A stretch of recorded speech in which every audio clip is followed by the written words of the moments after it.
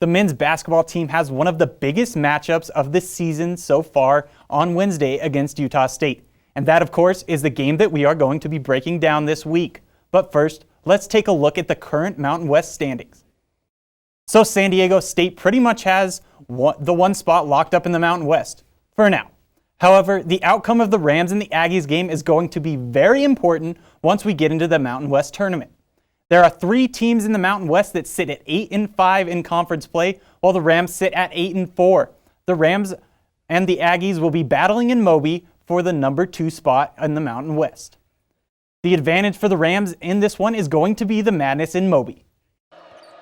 Utah State is 2-5 on the road, whereas the Rams are 10-3 when they are at home. Last time the Aggies and the Rams met up, it was in Utah. The Rams were outshot and out-rebounded. They had a shooting percentage of 37%, whereas the Aggies were shooting nearly 60%. Aggies senior Sam Merrill scored 28 points with a field goal percentage of 66% and three-point percentage of 71%. It will be important for the Rams' big man Nico Carvacho to do the dirty work down low while the Rams shooters hit their shots and help out on defense. And with that being said, the shooters we be talking about is human buzzer beater himself, Isaiah Stevens. As another true freshman on the Rams roster, Stevens has been turning heads. Stevens only averaged 13 points in a game, but has a field goal percentage of 80.9%. Also, he has 76 rebounds this season and is averaging 4.5 assists per game. Stevens is going to have to shoot the ball well and might have to bring that buzzer beater magic back to Moby for his team to win this game.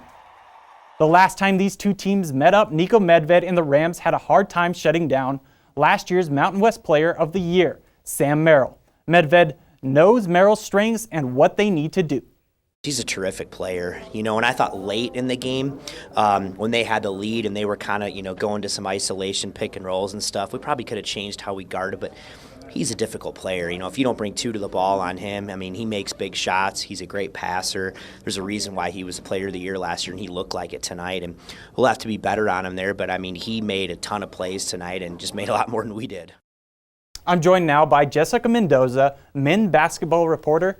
Jessica, last time you were at the game in Utah, how are the Rams going to have to switch up things to be successful this time? Yeah, so I think the first thing has to do with something that was out of their control. If you were in that arena that night, the last time they played, they got completely bullied by the student section in Utah. And so obviously, as you mentioned before, they have the advantage this week of being in their home court. Like you said, Utah State's only won 2 games on the road.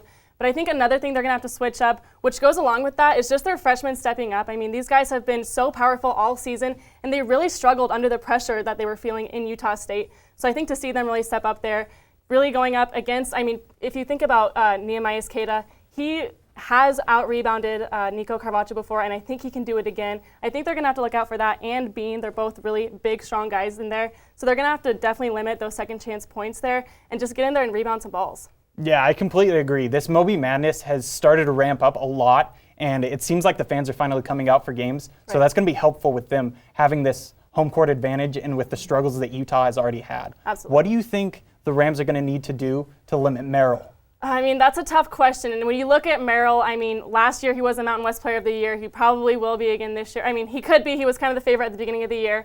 But if you look at it, 50% of their points go through him one way or another, whether it's assist or him actually shooting and getting those points for Utah State. How they're going to do it, that's a good question. I think that's something that Nico Medved's kind of been struggling with all week. I think it definitely just comes down to them, like I said before, not allowing them to have those second chance points because they don't miss a lot. The last time they played, they shot almost 60% from the field. So I think if they can get back in transition defense, that'll definitely help them. Yeah, their defense is kind of ramped up, and it's going to be important for them to get back, like you said. They can't get caught in a bad position. Right. But thank you for coming on.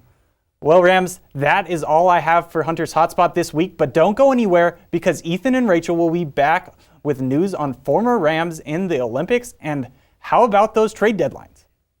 That's right, Hunter. 2 former women's basketball players will be in the 2020 Olympics.